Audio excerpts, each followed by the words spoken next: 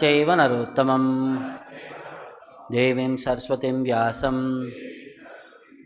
ततो जयमुदीरयेत् नष्टप्रायेषु भद्रेषु नित्यं भागवत सेवया भगवती उत्तमा श्लोके भक्तिर्भवति नैष्टिकी. Reading from Srimad Bhagavatam, Canto 3, Chapter 15, text number 12 and 13. Brahmovacha Manasaha Me Sutaha Yushmat Manasa Me Suta Yushmat Purvajaha Shanakadayaha Purvajah Shanakadayaha Cheruhu Vihayasa Lokan Cherur Vihayasa Lokal Lokeshu Vikataspruhaha Lokeshu Vikataspruhaha Brahmo Vacha Manasame Sutayushmat Purvaja Shanakadayaha Cherur Vihayasha Lokal Lokeshu Vikataspruhaha Brahmo Vacha Manasame Sutayushmat Purvaja Shanakadayaha Cherur Vihayasha Lokal Lokeshu Vikataspruhaha.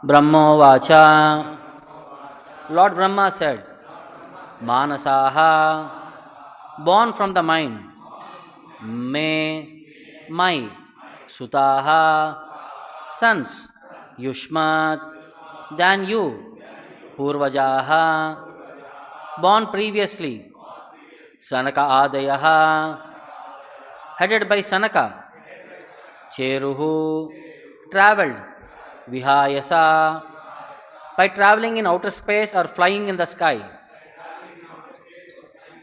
Lokan, to the material and spiritual worlds. Lokeshu, amongst the people. Vikataspruhaha, without any desire. Translation and purport by Jagadguru Srila Prabhupada. Lord Brahma said, my four sons, Sanaka, Sanatana, Sananda, Sanat-kumāra, who were born from my mind, are your predecessors. Sometimes they travel throughout the material and spiritual skies without any definite desire. Please repeat the translation. Lord Brahma said, my four sons, Sanaka, Sanatana, Sanandana and Sanat-kumāra, who were born from my mind, are your predecessors. Sometimes they travel throughout the material and spiritual skies without any definite desire. Purport by Srila Prabhupada. When we speak of desire, we refer to desire for material sense gratification. Saintly persons like Sanaka, Sanatana, Sanandana and Sanat-kumāra have no material desire. But sometimes they travel all over the universe out of their own accord to preach devotional service. Next verse, I'll recite myself. Ta ekada bhagavato vaikuntasya amalatmanaha Yayur Vaikunta Nilayam Sarvaloka Namaskrutam. After thus traveling all over the universe, they also entered into the spiritual sky, for they were freed from all material contamination. In the spiritual sky, there are spiritual planets known as Vaikuntas, which are the residents of the Supreme Personality of Godhead and His pure devotees, and are worshipped by residents of all the material planets. Purport. The material world is full of cares and anxieties. In any of the planets, beginning from the highest down to the lowest, Patala, every living creature must be full of cares and anxieties, because in the material planets one cannot live eternally. The living entities, however, are actually eternal. They want an eternal home and eternal residence, but because of accepting a temporal abode in the material world, they are naturally full of anxiety. In the spiritual sky, the planets are called as Vaikunta, because the residents of these planets are free from all anxieties. For them, there is no question of birth, death, old age and diseases, and therefore they are not anxious. On the other hand, the residents of the material planets are always afraid of birth, death, disease and old age, and therefore they are full of anxiety. Doesn't see Bhaktivedanta purport. Om ajnanatimirandasya jnananjanashalakaya chakshuram militam yena tasmai shri gurave namaha. Nama om Vishnu padaya Krishna preshtaya bhutale Shrimate Bhaktivedanta Swamin Niti Namine Namaste Saraswate Deve Gauravani Pracharine Nirvishesha Shunyavadi Paschatya Deshatarine Jaya Shri Krishna Chaitanya Prabhu Nityananda Shri Advaita Gadadara Srivasadi Gaurabhaktarunda Hare Krishna Krishna Krishna Hare Hare Hare Rama Rama Rama Hare Hare. So here, after understanding the situation from demigods, what is happening, all the darkness spread over entire the universe. So Brahma started responding by saying what could be the cause, because he knew about past, present and future. He is saying Brahma Vacha, Lord Brahma is addressing the demigods. Manasa me Shuta Yusmad Purvaja Shanakadaya. Manasa me, these are the sons who are born from my mind. Purvajaha, they are all your predecessors. Who are there? Sanakadayaha, the sages headed by Sanaka, Sanandana, Sanat-kumāras, 4 Kumaras. Cherur Vihayasha Loka, they could travel across all the planetary systems, both in material and spiritual worlds.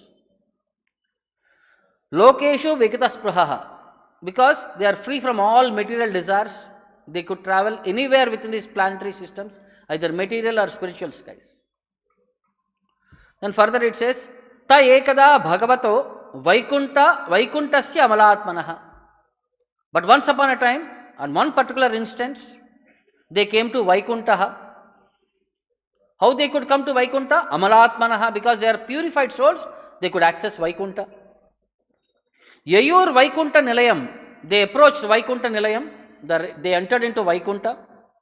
Sarvaloka Namaskrutam, where all the planetary systems worship that place which is the abode of the Supreme Lord and His pure devotees.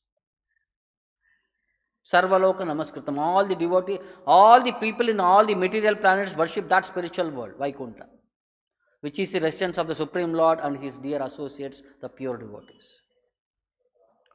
So in the purport, Prabhupada is explained what is difference between material world and spiritual world. Vaikunta means where there is no anxiety, because there is no birth, there is no death, so there is no anxiety. But in the material world, since it is a cycle of birth and death, there is always anxiety. And since we are all eternal in nature, we always aspire for that eternal home, eternal residence. But because of accepting this temporary body, which is why? Because we are having this suffering, this anxiety. Now in this entire context, these 4 Kumaras, they are known as Mukta Purushas, liberated personalities. Because they could travel at anywhere, like Narada Muni. They could go anywhere between material and spiritual worlds.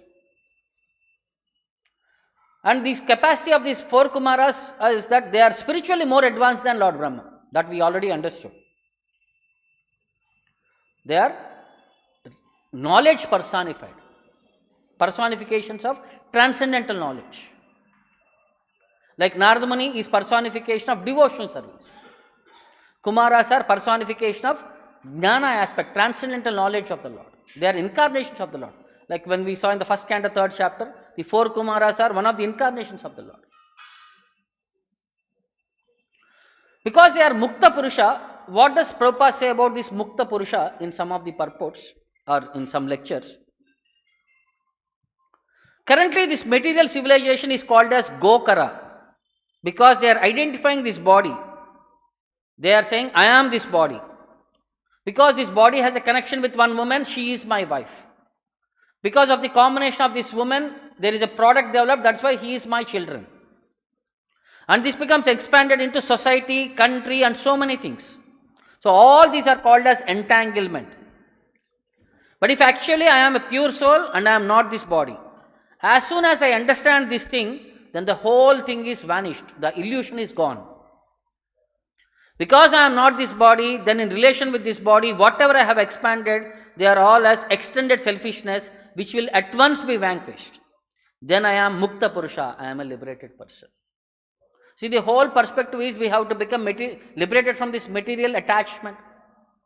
We should become to the stage of Jivan Muktaha. Now, what is the definition of that Jivan Mukta? One who is free from these bodily designations. Next. In this material world, everyone is using senses for sense gratification. This is their bondage, this is their Maya. And when he comes to Krishna consciousness, he becomes purified and understands that senses are meant only for satisfaction of the Supreme Lord Krishna. He becomes liberated, Mukta Purusha. Then one more perspective. Mukta Purusha means one who knows these senses are meant for utilization of the Supreme Lord. They are not meant for my sense gratification. Then he becomes qualified as Mukta Purusha. Then, third definition. Mukta Purusha means one who is not affected by material incompetency. Because in this world there are many incompetencies, we discriminate, we commit mistake, we are illusioned, our senses are imperfect and we want to cheat. These 4 tendencies are there, material tendencies are there. So these are the defects of material knowledge. But one who is above these material incompetencies, he is called as Mukta Purusha or one who is liberated from this material perspective. So we have to rise above these bodily defects. Then he becomes qualified as Mukta Purusha. So these 4 Kumaras, see, because Brahma, when he wanted to create, he wanted competent people who could expand this creation. So by praying to the Lord, the first sons whom he had generated were the 4 Kumaras. They are the oldest, the first generation what Brahma had created. They are the oldest. Jai Shri Radha Govinda ki. But they always used to stay in the age of like 5-year-old child. They kept their bodies at that level of 5-year-old boys. So when they were asked to go and procreate, they were asked to go and engage in tapasya and procreate, they resisted. They said, we don't want to follow. We want to be liberated personalities. We want to search for that absolute truth. So Brahma, first time he was experiencing no. He could not hold on to his anger. But he did not want to set a wrong example to his sons. He was controlling that anger within. But that anger busted out between his eyebrows, which came as Rudra. So, Kumaras are much prior to Lord Shiva. Then why did Brahma wanted to control his anger? In that purport, Prabhupada says, since Kumaras are more advanced in spiritual knowledge, he does not want to set a wrong example before his sons.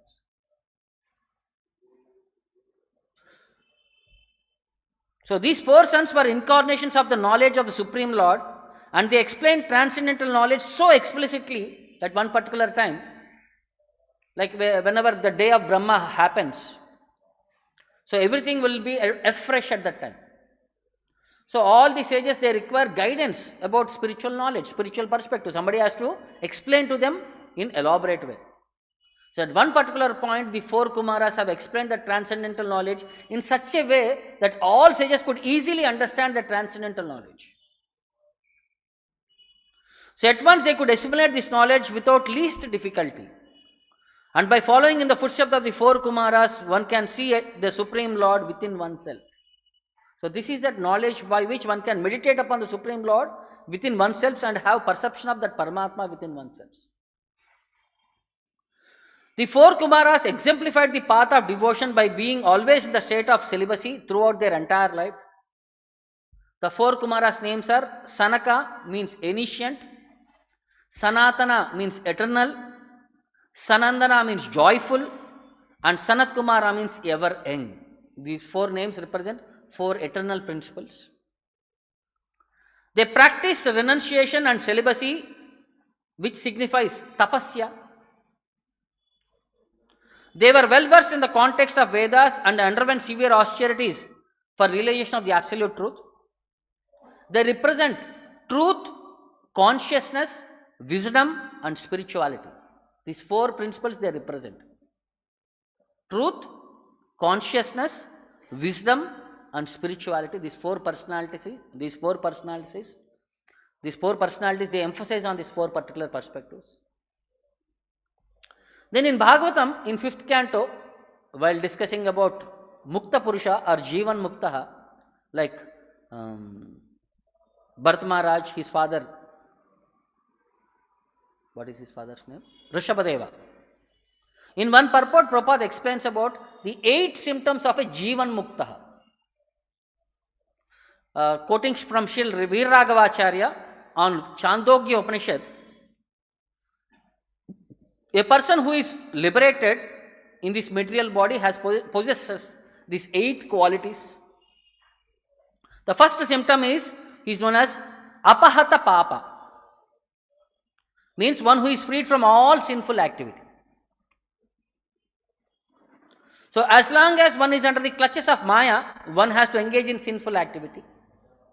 Because illusion, we take something, rope as a snake and snake as a rope, and we commit mistakes. Commit mistakes means results in sinful tendency.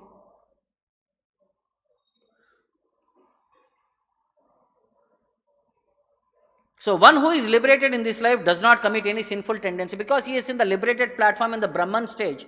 He could discriminate what is good and what is bad. So he engages only in activities which will enhance his devotional perspective. He does not commit any sinful tendencies. So first thing is apahata papa. The second quality is known as vijaraha, that he is not subjected to miseries of old age. The third quality is called as vimrutyu, because there is no death for him. He is eternal personality.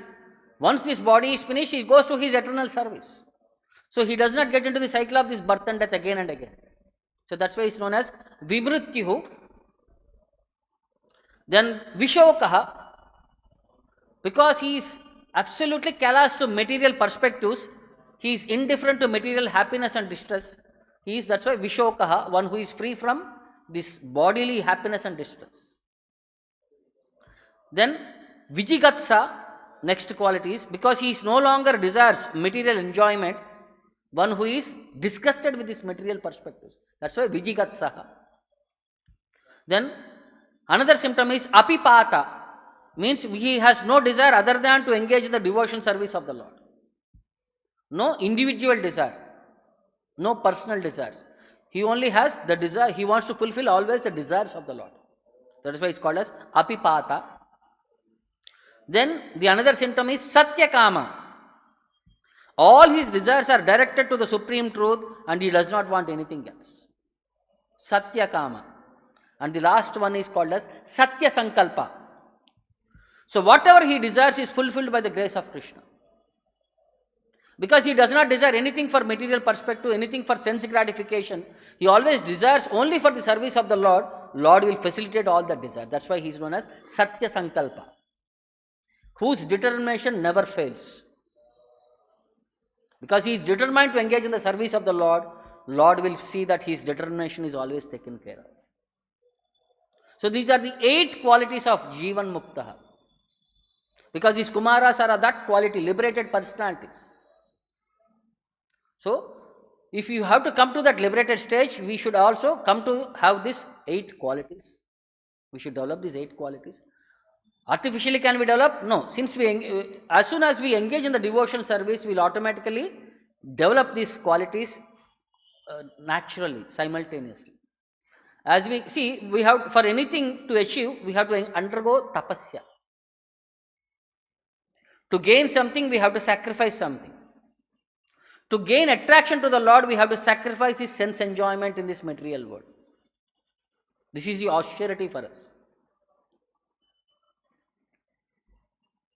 So Bhagavatam also describes about these Mukta Purusha personalities in various verses.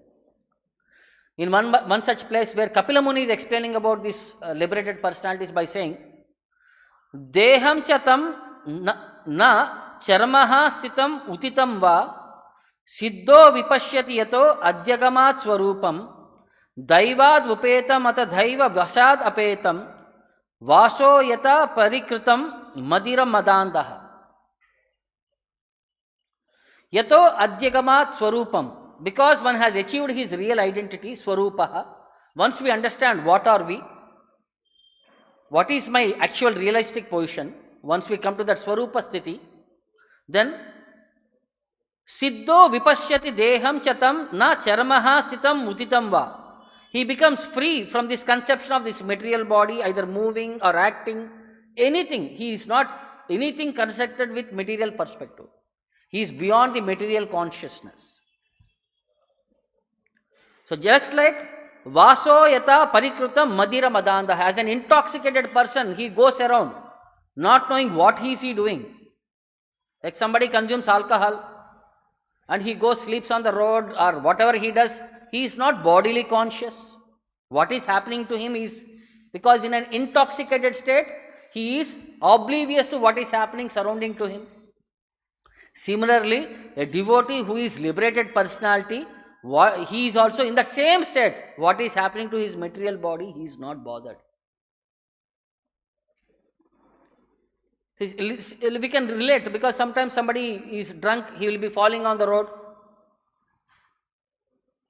Or sometimes we see, there was one meme recently was going on. He saw some movie and came out. Then he drank some liquor. He became so intoxicated. What movie he saw? He saw was Bahubali, it seems. He came out, he saw one cow on the road, or a bull on the road. He went and he started fighting, like in Bahubali, how that one bull here, one character was trying to control a bull. So he also went outside and he started fighting with the bull. Because in an intoxicated state, he is thinking, he is in an imagination. He is thinking, now I am all powerful. See, liberated personalities, they do not try to exhibit, but they are all powerful.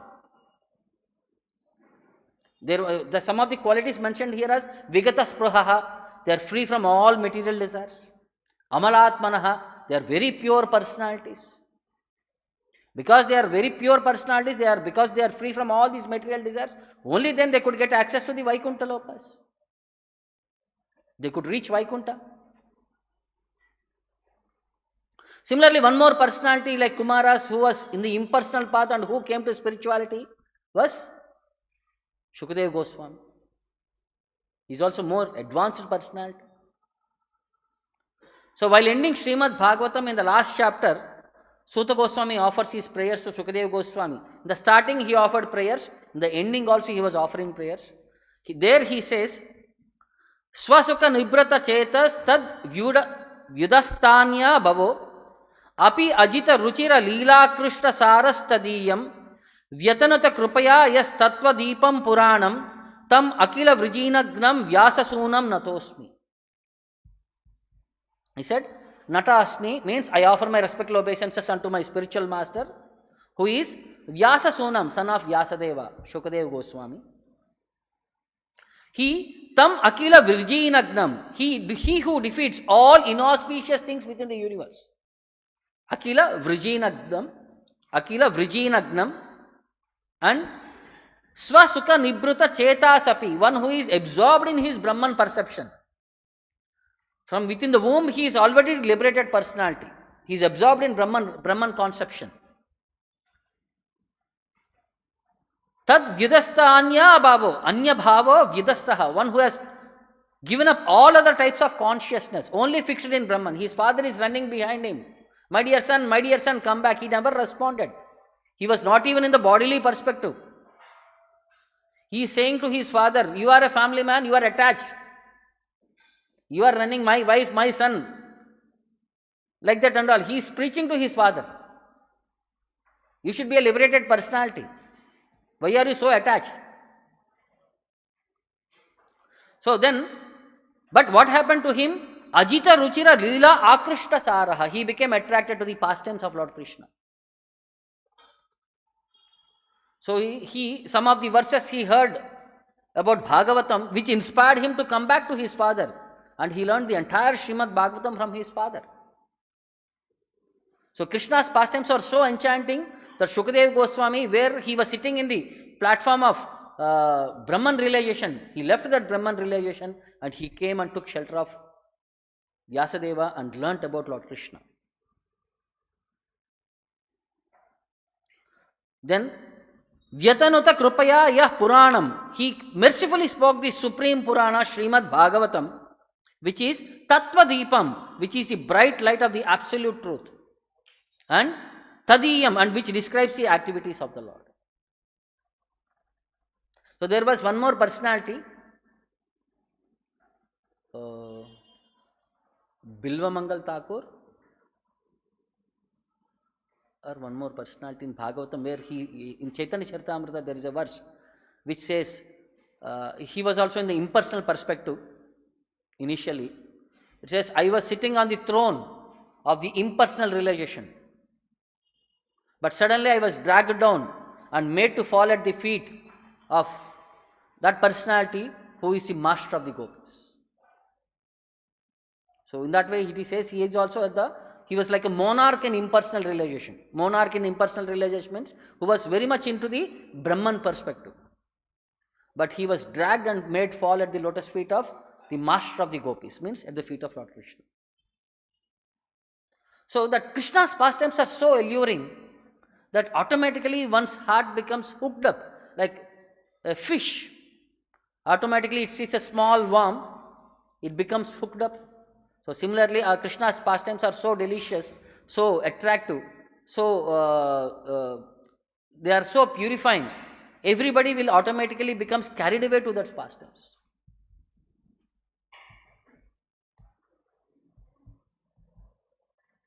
So similarly, one more point was there. We always refer to many of these verses in Bhagavatam quotations by Prabhupada.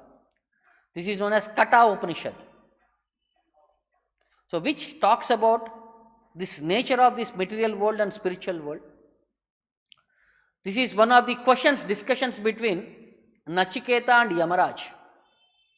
Nachiketa, a seriously inquisitive personality, he wants to understand about what is after death. What is the destination of Jiva? First, who is Jiva? Who is the Supreme Lord? And what is his destination after death? So with that inquisitiveness, he approached Yamadharmaraj, so one of the Mahajanas, and he put forward his questions there. So which became the basis known as Kata Upanishad, and one more Upanishad was known as Prashna Upanishad. So Upanishad means entire Vedic knowledge condensed in question and answer form. So this Kata Upanishad talks about 8 principles, again 8 subjects, 8 points. The first point is known as nature of the self. The second point is known as pursuit of knowledge. The nature of self means the Kata Upanishad explains the concept of eternal, unchanging self that transcends this physical body and mind. It says how the self is distinct from perishable material body and which is connected to the eternal reality. Then the second aspect what this Kata Upanishad explains is about pursuit of knowledge. So it signifies about the importance of seeking knowledge from higher authorities, that knowledge which is beyond material world and the impermanent aspects of existence. So it encourages spiritual seekers to pursue wisdom and self-realization to attain freedom from the cycle of birth and death, samsara. Then the third perspective is discipline and dispassion. So it emphasizes about importance of self-discipline, sadhana, and detachment, vairagya. So if you have to advance in spiritual life, we should develop attraction to Krishna and detachment from matter. Same thing. Then fourth one is death and immortality. So it talks about nature of death and the eternal nature of the spirit soul. And it emphasizes the concept of immortality attained through self-knowledge and liberation from the cycle of birth. Jnana process basically. How one can become liberated from this material bodily cycle of birth and death. So then, why it is important to spiritual speakers? In that perspective, it talks about knowledge of the self. So it explains about the true nature of the self and its eternal connection with ultimate reality, the Brahman Tattva. Then it talks about spiritual discernment, that is to discriminate between eternal and temporary nature of this material world, so that you know what to focus and what not to focus. And it gives direction about the path to immortality, how one can attain the supreme. And next it talks about renunciation and detachment,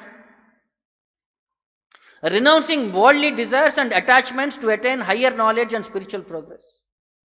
And lastly it says, for all these 7 things to be successful, guidance from Guru is important. So the significance of seeking guidance from a wise teacher who can lead the way on the path to self-realization. So which also will try to bring us to the platform of Jivan Muktaha stage. So these are material points only, but all this Vedic knowledge also will guide us towards this direction of becoming liberated from these material directions. But with the angle of transcendental knowledge. So similarly, in Puranas also there are many perspectives which will explain about how devotees have to lead their life. Generally, we all practice Ekadasi. So why it is so important to practice Ekadasi? There is one story related in Vedic Puranas. So this is the story of King Rukmangada. He was a great king, a great devotee of the Lord, a serious practitioner of bhakti. Because being the king, he decided that in his entire kingdom, everybody has to practice Ekadasi. He made a rule. So entire kingdom started practicing Ekadasi, entire kingdom became devotees of the Lord. And it is said that many people have become transformed, that as soon as they quit their bodies, they went back to the spiritual world. Over a period of time, Yamaraja's place became empty, it seems. Because of this king, because of his ruling, Yamaraja's place was becoming free. Yamaraja became free. So when he became free, he went and informed Lord Brahma, my service is free, now what should I do? Please do something. So then Brahma thought for a moment. He understood all this is because of Rukmangada's severe bhakti practicing. So he is making all his people in the kingdom practice bhakti. So he created one beautiful girl out of his mind. So charming, so enchanting, she was named Mohini. And she was instructed to go and capture the mind of Rukmangada and persuade him to break the Ekadasi. So she came to the kingdom. At that time, the king was visiting all his subjects. He was getting to know what is happening there everywhere. So to attract the attention of the king, Mohini came there in a most beautiful dress and she started singing in a most beautiful voice. The voice was so clean and pure that even the animals and other living entities got attracted to that voice. What to speak of humans? The king became fascinated. He wanted to understand where that sound is coming. So when he came there, he saw that beautiful lady, he became enchanted, he became enamored, he became carried over. He approached that lady and asked, who are you? Why did you come from? Where did you come from? What is your purpose here? Then she started saying that my name is Mohini, I have been created by Lord Brahma, I am the daughter of Lord Brahma. I have come in search of a most beautiful husband. I heard many details about you, your glories across the universe. So I became very much carried away by your thoughts and I came here I wanted to become your wife. So he was also very much infatuated, so immediately agreed. Then Mohini put one condition. I will be your wife on one condition, that you will fulfill all my desires. At any particular point, you will not break my desire. Because he became infatuated by lust, he agreed. So over a period of time, he kept his son Dharmangada as a king, and he went with his wife and he started enjoying. So over a period of time, they became lost in the sense gratification perspective, but he never left his material duties, like following Ekadasi, all these things he had not quit. At one particular point, then this Kartika Masa has come, very soon it is starting. So he went and asked his wife, I wanted to do this Kartik Vrata. So I am asking your permission before starting. So then he was silent, but he heard in the next minute, he heard his son passing on a message that tomorrow is Ekadasi, all of you follow, should Ekadasi. A reminder has gone from the son. So then he came to his wife and said, I think tomorrow is Ekadasi, so I will do one thing, I will do my Ekadasi Vrata tomorrow, and I had instructed the eldest queen to follow this Kartik Vrata on my behalf, because I don't want to dissatisfy you.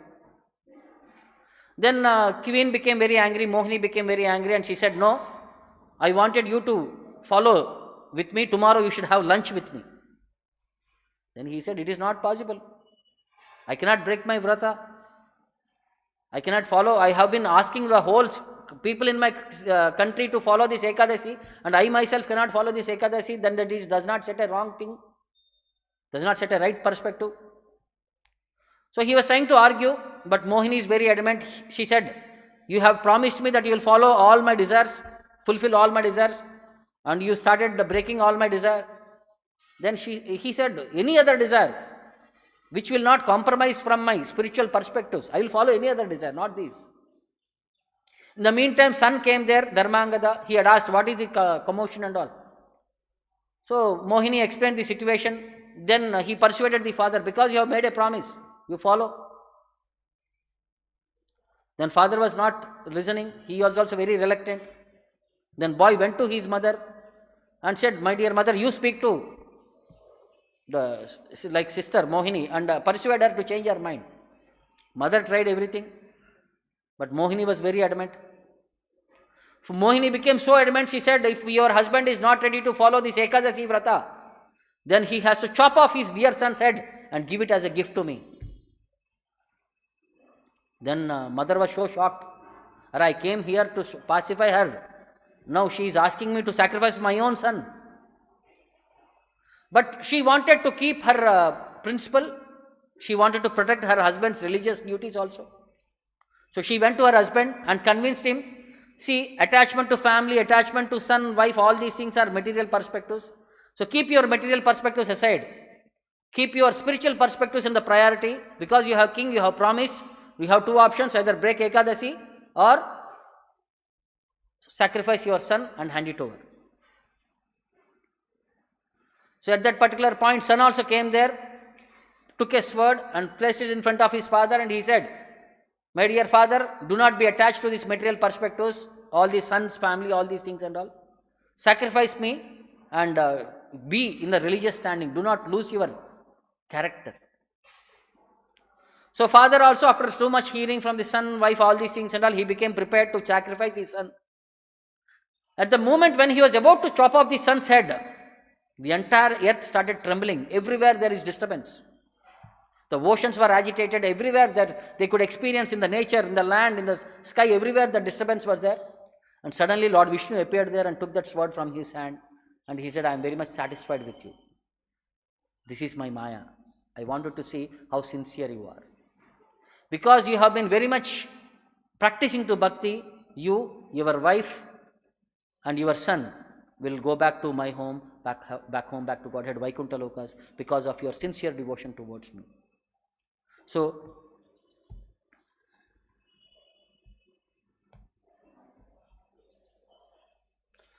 I am greatly satisfied by your determination to observe Ekadasi. So all your family members will go back home, back to Godhead. The Lord blessed the king with a touch and he disappeared from there. So thing is the determination to follow. How much I can do? What I can do? If you can do nirjala, better. If your body does not support, at least take water. If you cannot even drink, you are not able to sustain with water, take some fruit or milk or something like that. So in that way, do increase your level of austerity. That's in once in 15 days, how much we can do. Not at the point of sacrificing your service and trying to sleep. So if you can, body can manage, if you can do all your services also simultaneously, increase the level of austerity. Whatever we can, little more. How much we can? 10%, make it 10, 15, 20. Till the body supports, let us engage in tapasya. Once the body does not support, then we can eat something. So that what happens? The detachment from material perspectives comes. So at one particular point it is said you have to become even detached from prasadam also. Because eating prasadam in the luxurious way or sense gratification way, you have to quit that perspective. We should eat prasadam only to keep this body and soul together. So these are more points will be there, more points will be discussed in the further verses. I'll stop here. Any questions or doubts? 24 hours. Sunrise to sunrise. Okay. Grandhara Srimad Bhagavatam ki, Jagat Guru Srila Prabhupada ki, Nitai Gaur Premanam. శ్రీకృష్ణుణ్ణి చేరుకోవడానికి, కృష్ణ భక్తిని అందరికీ అందించటానికి బృందావనం వైపు ఉరకలేస్తున్న యమునోత్రి. విష్ణుపాదమే తన పుట్టినిల్లుగా కైలాసం చేరుకోవడానికి పరుగులు తీస్తున్న గంగోత్రి. కురుక్షేత్ర ఘోరహత్యా పాపం శంకరుణ్ణి శాంతపరచడం లక్ష్యంగా పాండవులు నిర్మించిన కేదార్నాథ్. సమస్త సాధు పుంగవులకు, ఋషులకు, ఆధ్యాత్మిక సాధనకు స్ఫూర్తినిచ్చే నరనారాయణులను నడయాడిన ప్రదేశం బద్రీనాథ్.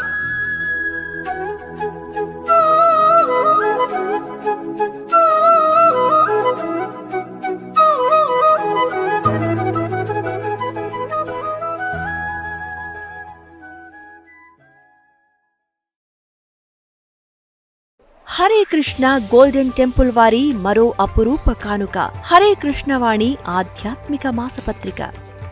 ఇప్పుడు మొబైల్ యాప్ ద్వారా కూడా సులభంగా పత్రికలు చదువుకునే సౌకర్యం, వార్షిక సభ్యత్వం, భగవద్గీత, భాగవత ప్రవచనాలు, స్ఫూర్తి సందేశాలు, ఇంకా మరెన్నో సదుపాయాలతో హరే కృష్ణవాణి మొబైల్ యాప్ నేడే డౌన్లోడ్ చేసుకోండి. మరిన్ని వివరాల కోసం కాల్ చేయండి 913310